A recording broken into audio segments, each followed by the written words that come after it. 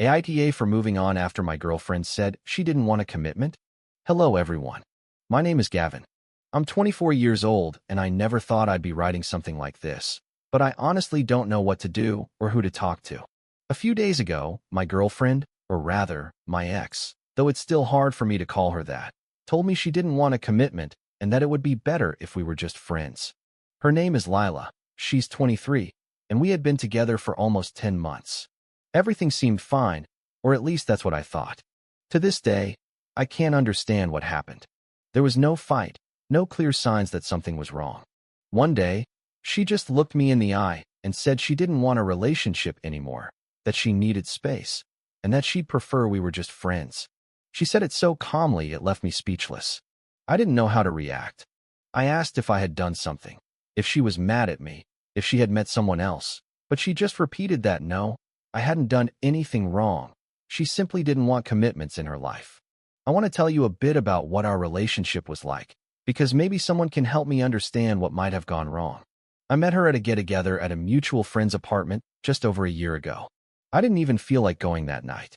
I'd had a rough week at my marketing job and just wanted to crash, but one of my friends insisted that getting out for a bit would do me good. When I arrived, she was there, laughing at something another friend was saying. She had a beautiful smile. I didn't know her, so I asked who she was, and they told me she was a friend of one of the girls in the group. Throughout the night, we talked a few times, nothing out of the ordinary, just casual chat about music, movies, that sort of thing. But there was something about the way she spoke that caught my attention. She wasn't the type of girl who tried to impress everyone.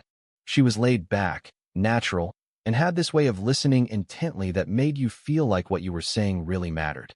At the end of the night, we exchanged numbers more out of courtesy than anything else, or so I thought. A few days later, she texted me, and we started talking more frequently. Everything flowed so easily. There were no games or awkward silences. Soon, we were going out almost every weekend. She made me laugh with her stories, and sometimes I was surprised by how direct she was in saying what she thought. She didn't seem afraid to show who she really was, and that charmed me. After a few months of dating, one day she told me she wanted us to be a couple. I remember it perfectly. We were in a park, sitting on a bench eating ice cream, when she said, "I'm not going to beat around the bush. I don't know if you feel the same way, but I really like you and I don't want to keep going out like this is nothing. If you wanna, we can make this official." Of course, I said yes, and it was one of the happiest days I can remember. From then on, our relationship was beautiful. It wasn't perfect, of course, but there was affection, respect, and communication. We talked every day, saw each other often, and even with our responsibilities, me with my desk job and her finishing her psychology degree at the state university, we always found a way to make time for each other. I loved picking her up from campus or waiting for her after class to go grab a bite. She was very affectionate, always hugging me out of the blue, holding my hand, sending sweet texts in the middle of the day. Sometimes she'd write just to say she missed me or was thinking of me. And it wasn't just through messages. When we were together, you could see how much she enjoyed my company. That's why it's so hard for me to understand how she could change so suddenly. Just a few weeks ago, everything seemed normal. We went to the movies, had dinner out, and she even talked about plans to travel together in December. There was never an argument or a tense moment that indicated something was wrong. But then, without any warning, she dropped that line, "I don't want a commitment. I want us to just be friends." I remember that moment all too clearly. We were at her apartment, in the living room. She had invited me over for dinner, but I noticed she was a bit quiet. I figured she was tired from studying, so I didn't think much of it. After dinner, she looked at me with a serious expression, as if she were gathering the courage to say something. I asked her what was wrong, and that's when she said it. Straightforward, without stuttering, without tears, she spoke like someone who had made the decision a long time ago. I just stared, not understanding. I asked if it was a joke, if something had happened, if I had done something wrong, but she repeated that no, she just didn't want to continue in a relationship. She said she felt she needed time for herself, that she didn't want to feel tied down, and that she hoped we could still be friends. I didn't know what to say. I felt the ground give way beneath my feet. It wasn't just what she said that hurt, but the calm way she did it, as if she were ending something that no longer meant anything. I tried to argue, to say we could work it out, that we didn't have to break up, that we could take a break if she wanted, but she wouldn't change her mind. I left her apartment that night without understanding a thing. I just said goodbye. She didn't even hug me, just walked me to the door and said, "Take care of yourself, please." We haven't seen each other since. I've been trying to keep busy, but it's been very difficult. Everything reminds me of her. The songs we used to listen to, the places we went, even the scent of her perfume when I open my backpack because her sweatshirt is still inside. And I don't know if I should return it or not. I don't want a reason to see her, but at the same time, it hurts to have it with me. I don't understand what I did wrong. I really don't. We never fought. There was never cheating, mistrust, or lack of attention. I treated her well. I always tried to be a good boyfriend. She used to say she was happy with me and showed it. I don't know if she just got tired of it, if she met someone else, or if she really just wants to be alone, like she says. I've talked to some friends, but their answers haven't helped much. Some say she probably didn't feel the same way anymore and didn't want to say it directly. Others think she met someone but preferred not to admit it. I don't want to think about that, but the doubt is there. What confuses me the most is that until recently, everything seemed fine. Literally a week before, we had made plans. We were talking about spending the holidays together. There was no sign of distance, and then suddenly, everything changed. Now I'm at a point where I don't know what to do. I don't want to be her friend. I can't. Not after everything we've been through. I can't pretend nothing happened, that I don't love her, and sit down to talk to her as if she were just another acquaintance. It hurts too much. I know many will say the best thing to do is let her go, move on, not insist, but I can't help feeling that something doesn't add up, that there was something more behind her decision. I wanted to understand what really happened, if it was something I said, something I did, or something that simply changed within her. I've thought about texting her, but I stopped myself. I don't want to seem desperate, even though I am. I don't want to lose her, but I also don't want to beg. She was the one who made the decision. And if she really wants to be alone, I need to respect that. But a part of me doesn't want to give up. I feel like there's still something between us that can't just disappear overnight. It can't be that everything we experienced has simply been erased. That's why I'm writing here. I need advice. What would you do in my place? Should I text her and try to talk one last time, or just let it go? Is it possible that she really just wants to be alone and there's no one else? Should I try to be her friend, even if it hurts, in the hope of winning her back later? I don't know if I'm being naive or if there's truly something worth trying to save. The only thing I know is that I love her and I don't want to lose her like this, without understanding what went wrong. Update 1. It's been a few weeks since Lila told me she didn't want a commitment and just wanted to be friends. I'm not going to lie, at first, I was a wreck. I wasn't sleeping right, not eating well, and I was constantly checking her social media, hoping to see some sign that she regretted it or missed me. But slowly, I started to notice things that are helping me see everything more clearly. At the beginning, I thought it might just be a phase, that she needed time and would come back sooner or later. I even started to believe that if I showed her I was still there waiting, she would realize how much I loved her and come back to me. But it didn't happen that way. When I told some friends what had happened and that I was waiting for her to text me, watching her stories, thinking about reaching out, many of them said I was being a doormat, a simp, as they call it. At first, I was angry because I felt they didn't understand what I was feeling, but over time, I realized they were right. I was clinging to someone who had already made it clear she didn't want to be with me. It was hard for me to accept, especially because she kept sending me confusing messages. One day, after almost 2 weeks of no contact, she sent a simple, "I miss you." When I saw that message, my heart pounded. I felt a mix of joy, hope, and nervousness. I didn't think twice. I replied immediately, saying I missed her too and that maybe we could meet up to talk and work things out. But after that, nothing. She didn't reply, not a single message, not even a read receipt. Hours passed, then days, and the conversation just sat there. I felt like an idiot. Weeks later, she texted again, but this time it was something completely different. "I hope you're doing well, my dear friend." When I read that, I felt a mix of anger and sadness. My dear friend. I don't know if she said it out of malice or if she genuinely didn't realize the effect of her words, but in that moment, I realized that to her, it all seemed like a game. It was as if she didn't care how much she hurt me with these ambiguous messages, as if she just wanted to make sure I was still available in case she ever felt lonely. That's when I decided not to reply anymore. No messages, no stories, nothing. It hurt, but I knew I couldn't stay trapped in this cycle of false hope. I talked to some mutual friends because I wanted to know if she was okay, if something had happened. They told me she was doing great, as if nothing had changed. One of them even mentioned she had been going out a lot, almost every day, with a new group of friends, going to parties, laughing, posting pictures, taking weekend trips. When I heard that, I fell silent. I didn't know whether to feel anger or just disappointment. I'm not saying this because I think she doesn't have the right to have fun.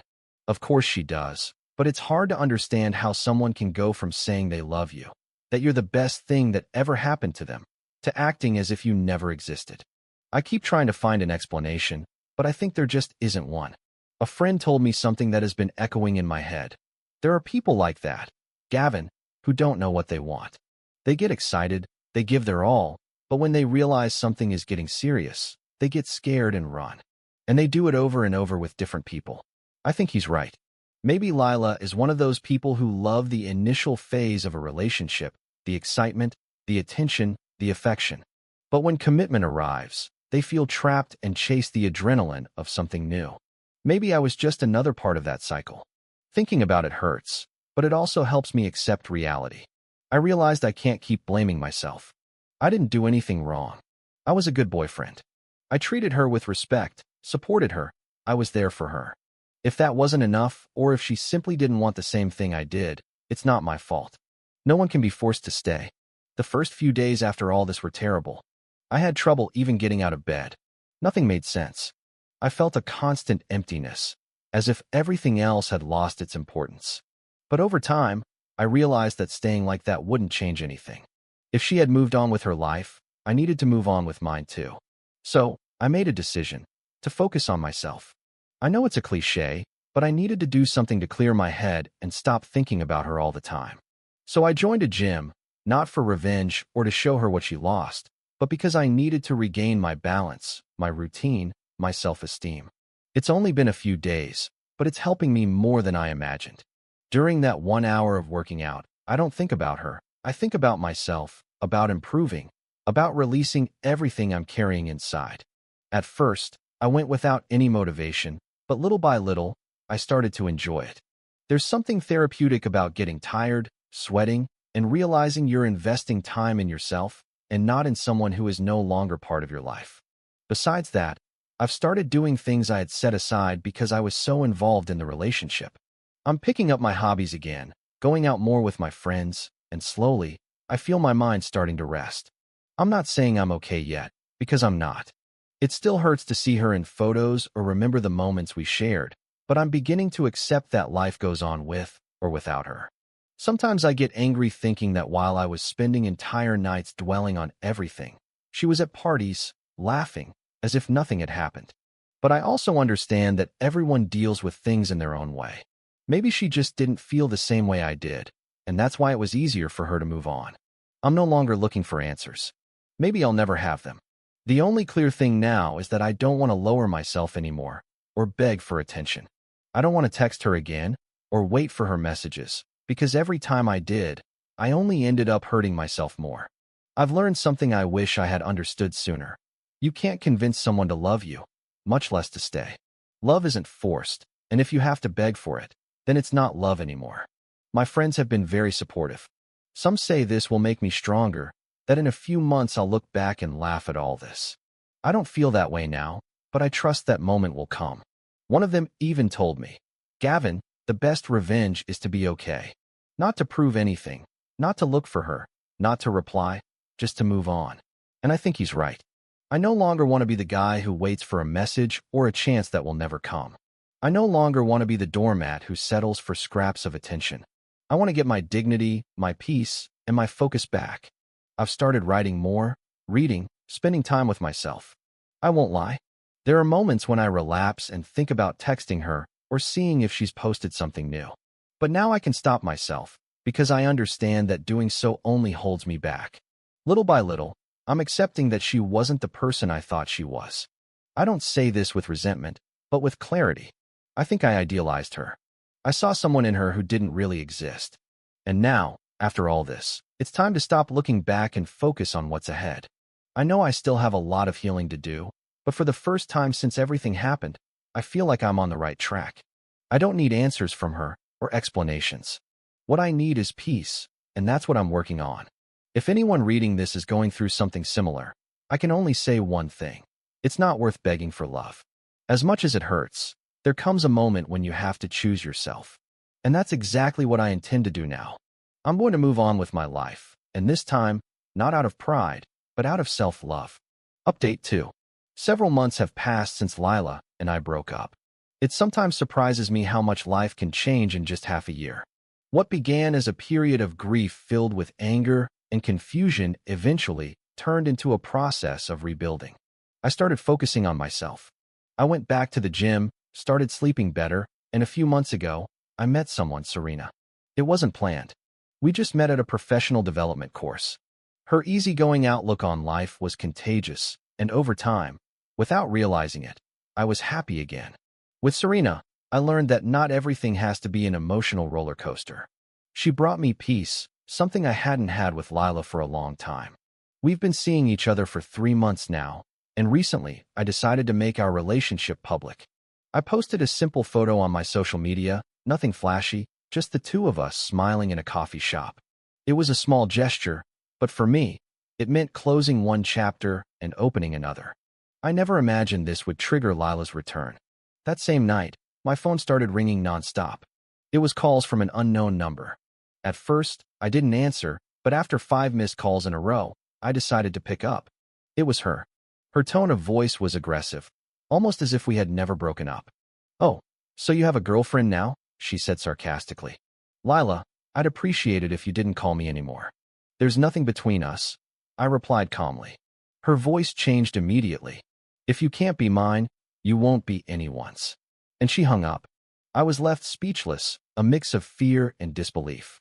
I thought it was just a tantrum, something that would pass. But soon the messages started coming. First one saying, "I warned you." Then another, "You know you'll never be able to forget me." And later one that said, "I'm coming for you." I tried to ignore it, but a few days later, on a Saturday afternoon while I was home alone, I heard loud banging on my apartment door. When I opened it, it was Lila. She had an expression I had never seen before, a mix of rage, sadness, and obsession. Before I could say anything, she shoved the door open and came inside. She didn't come to talk. She came to accuse me. She started screaming, saying I had cheated on her, asking how I could replace her so quickly. I tried to calm her down, but she was out of control. She started throwing things on the floor, broke a picture frame, hurled a lamp, and screamed that she would destroy everything I owned. When I tried to hold her back, she pushed me with force. That's when I decided to call 911. They took about 20 minutes to arrive. During that time, Lila was still inside my apartment, walking around as if she owned the place, repeating incoherent phrases, saying we were going to be together whether I wanted it or not. When I heard the police knock on the door, I breathed a sigh of relief. I thought everything would finally be resolved. I explained what had happened, that she had entered without permission, was breaking my things, and refused to leave. One of the officers looked at me with a smirk and, while his partner was talking to Lila in the hallway, said something that left me in shock. "Come on, man, you couldn't handle a little girl like that," he said, laughing. I stood there in silence, confused, and he continued. "What she really needs is for you to give her some attention. You should hook up with her one of these days, and that'll quiet her down." The other officer who overheard burst out laughing and said mockingly, "Yeah, man, unless you play for the other team, then there's no hope for you." They both started laughing as if it were hilarious. I just stared, stunned, hoping they would say they were joking, but they didn't. I felt completely unprotected, humiliated, and powerless. I asked them to please remove her from my apartment, to understand that she had trespassed and was threatening me. One of them shrugged and replied, "It's not worth all this drama over a crazy ex." After a few more minutes of superficial conversation with her, they simply asked her to leave. Lila walked out with a vacant look, but before she crossed the threshold, she turned and said, "This isn't over, Gavin. You'll see." The officers said goodbye as if nothing had happened, even smiling, and left laughing, commenting on something I couldn't hear. I closed the door, my hands trembling. My apartment was a mess, but the worst part was how I felt inside, defenseless. If this was how the authorities responded to a situation like this, what else could I expect? I didn't sleep that night. I checked every corner of the apartment, making sure the doors were locked, the windows secured. Since then, any noise puts me on high alert. The next day, Lila started sending short, nonsensical messages again, some threatening, others manipulative. You know I can't live without you. Don't make me do something I'll regret. If you're not mine, you'll be no one's. I've tried to ignore her, but the feeling of being stalked won't go away. I block one number, and another one soon appears. I tried changing my phone number, but somehow she always finds a way to get in touch. She hasn't broken into my apartment again, but sometimes I leave my car parked on the street and find it with strange marks or notes on the windshield, with phrases like, "We'll talk soon. It's still our spot." A few days ago, I went to the police station again to file a formal report. I told them everything. The calls, the messages, the break-in. They listened with disinterest. One of the officers who took my statement didn't even look up from his keyboard. He said that since there was no direct physical assault and I couldn't prove concrete damages, there wasn't much they could do. He just advised me not to provoke her. I felt angry not just because of the lack of action, but because of the contempt disguised as mockery. At no point did they take the threats, the trespassing, or the constant fear I'm living in seriously. I left there with the feeling that if something really happens, I'll just be another ignored statistic. Since then, I've taken my own measures. I changed the locks, installed security cameras, and decided that Serena won't come to my apartment anymore until everything is under control. I don't want to put her in danger. I've started documenting everything. Messages, numbers, even the times I feel like someone is following me. I'm building a solid case with the help of a lawyer because I don't intend to sit back and wait for this to get worse. Sometimes I think about how we got to this point. Lila wasn't always like this. There was a time when she made me laugh, when we had plans and dreams, but something changed, and now all that's left is a shadow of the person she used to be. I don't want to hate her, but I can't keep feeling sorry for her either. I need to protect myself, for my sake and for the person who is now part of my life. I'm sharing this because I want to serve as a warning to anyone reading. Don't ignore the signs, and don't blindly trust that the authorities will do the right thing. There are situations that are beyond our control, and sometimes the only way to move forward is to face them with evidence, with a strategy, and with courage. I'm going to keep fighting. I no longer want to be the guy who waits for things to resolve on their own. This time, I won't stay silent. Final update. I'm not sure if you can call this a conclusion, but I can say that after everything that happened, there was finally a legal resolution. It was months of anxiety, sleepless nights, and difficult decisions. I want to share how everything escalated to the point of a verdict against Lila. Maybe it will help someone understand how complex it can be to seek justice when the damage is already real. A few weeks ago, as we were trying to regain some normalcy, Lila crossed a line with no return. This time, it wasn't just a violent break-in or screaming. It was a direct attack on Serena's house. Luckily, she wasn't home that day. She had gone to visit her mother. When they returned, what they found was deliberate vandalism and public humiliation. All the front windows were broken. There were rocks and shards of glass everywhere. The facade was spray painted in several visible spots. The word slut was written repeatedly. The garage door had dents and deep scratches. It didn't look like a random act of vandalism. The intent to intimidate and shame was evident. I immediately thought about what it would have been like if Serena had been there. The very idea paralyzed me. We acted quickly to document everything. Neighbors gave us security camera footage, which showed a person approaching with a backpack. In several images, it was possible to recognize a familiar silhouette to anyone who knows us. We also collected spray paint cans and rocks and took photos of all the damage. Several neighbors offered to testify and provide their videos. We gathered all this evidence and presented it at the police station when we filed the report. We called the police. This time, the case couldn't be ignored. Unlike the previous incidents, the public nature of the attack, the visible damage, the videos, and the witness statements forced the authorities to act more decisively. However, something surprised me and gave me pause: the influence of Serena's family on how quickly everything unfolded.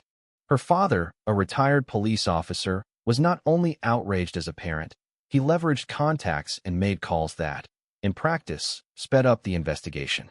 It was hard for me to admit, but his intervention was crucial in getting the forensic work and investigations prioritized. Under other circumstances, with the same evidence, the process could have been slow or forgotten in a pile of paperwork. His support unlocked resources and expedited the case. A few days after we presented the evidence, the person responsible was identified and arrested. At the preliminary hearing, the camera recordings, neighbor testimonies, the spray cans and rocks, as well as the previous messages and reports demonstrating a pattern of repetitive and threatening behavior, were presented. The amount of evidence changed how the prosecutor's office viewed the case. The trial involved several hearings, expert analyses, and testimonies. Some of the testimonies were difficult to hear. Neighbors described seeing her lurking around the street, acting with determination, and clearly showing an intent to humiliate. The defense tried to downplay the events, citing emotional impulses and personal problems, a crime of passion, but the consistency of the evidence and the accounts was overwhelming. In the end, the sentence was clear. Lila was ordered to pay for the material damages, which included replacing the windows and repainting the facade. She also received an 18-month prison sentence with eligibility for parole under specific conditions. Additionally, a restraining order was issued that prohibits her from approaching me and Serena, and a civil award was granted to cover the costs of the incident. The sentence doesn't erase what we went through, but it finally brought real consequences for her actions. When I heard the decision, I felt a mix of relief and surprise. Relief, because for the first time in this process, an action had a concrete result. It didn't just end as another unresolved episode. Surprise, because I confirmed something I was already beginning to suspect. Sometimes, the speed and efficiency of justice depend on who can push the case, the networks and resources they have access to. I don't want to take credit away from anyone. The evidence spoke for itself. But acknowledging that Serena's father's influence accelerated everything left me with a bittersweet feeling about how the system really works. Still, it was fair to see that the entire sequence of events, from the threatening messages to the break-in, culminating in the vandalism, was documented and taken seriously. The existence of a sentence and a restraining order sets clear boundaries, and I hope it will prevent any repetition. On a personal level, the most important thing was the support we received, the neighbors who gave us videos, the friends who testified, the lawyer who guided us step by step, and Serena's family, who didn't let the case be forgotten. I also value Serena's strength, her ability to remain calm and make practical decisions to protect herself. All of that combined is what allowed the situation to move forward legally. Emotionally, I'm still processing everything. It's not easy to erase the fear and humiliation overnight. There are good days when everything feels normal, and others when certain images come back with force. We've taken practical measures, new locks, alarms, limiting the exposure of personal information, and staying in constant contact with our neighbors. We don't want fear to dictate our actions, but rather to act with prudence. I want to leave a message for anyone who might be going through something similar. Document everything. Save messages, take screenshots. Ask your neighbors to record or keep their videos. Seek legal help from the beginning and never underestimate the power of concrete proof or a support network. Sometimes, the difference between a case moving forward or being forgotten in a drawer is precisely having witnesses and visible evidence. I don't celebrate the conviction as an act of revenge. In fact, I hope the process leads her to face what she did and seek professional help, if she is capable of it. I say this without any sense of triumph. The intention was always to stop her behavior from escalating and to protect ourselves. I don't know if you can call this a happy ending. Probably not.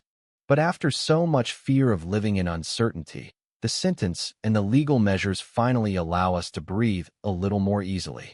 Now it's time to rebuild, replace the windows, clean the facade, restore our sense of home, and move forward.